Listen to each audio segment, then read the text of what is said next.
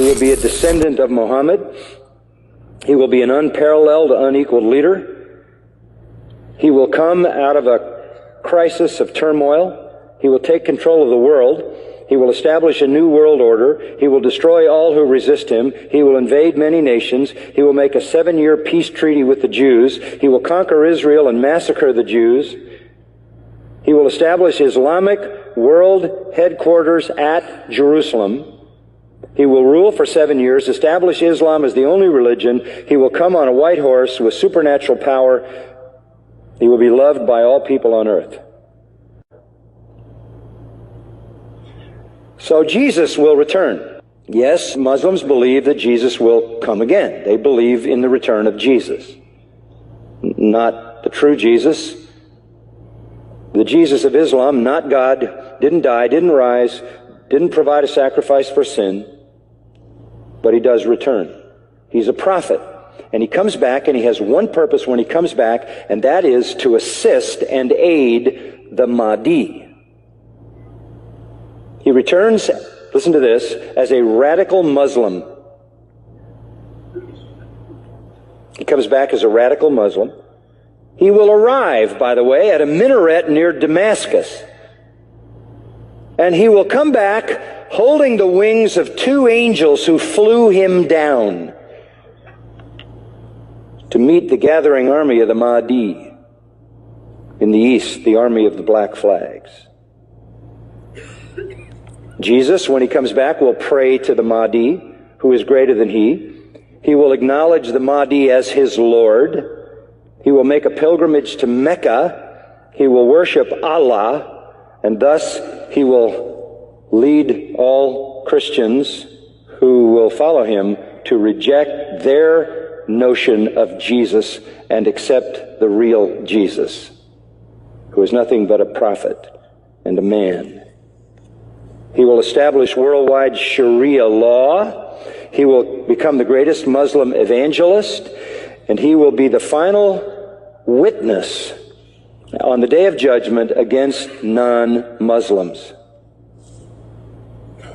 Christians everywhere will affirm that they were wrong, that the gospel is wrong, the New Testament is wrong.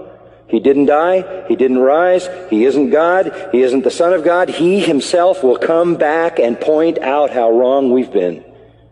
He will correct all misinterpretations and all misrepresentations. Let me quote what their literature says. He will shatter crosses. That's metaphoric for the destruction of the church, a symbol of Christianity being placed in the church. He will kill pigs. He will abolish the tax on non-Muslims because there won't be any living non-Muslims. Can't tax dead people. And then he will do one more thing. He will kill the Islamic Antichrist. He will kill the Islamic Antichrist. Then he will die and be buried by Muhammad, but not until he has destroyed Christianity by revealing who he really is. One of their writings says he espouses the cause of the Mahdi. He is the Mahdi's executioner. He is the Mahdi's enforcer. He is the Mahdi's prophet. And it is he who kills the Antichrist. That leads me to the third person. The Antichrist will show up. The Muslims call him Dajjal. He is the great deceiver. He comes to earth on a mule, and he's blind in one eye. He is an infidel. He is a false miracle worker, this Antichrist, this Islamic Antichrist. But you know who he claims to be? He claims to be Jesus, the Son of God. He claims to be deity. He will attempt to stop the Mahdi and the true Jesus, but the true Jesus will slaughter him. This is their view of the true Christ. Our Jesus is their Antichrist. Our Antichrist is their Redeemer.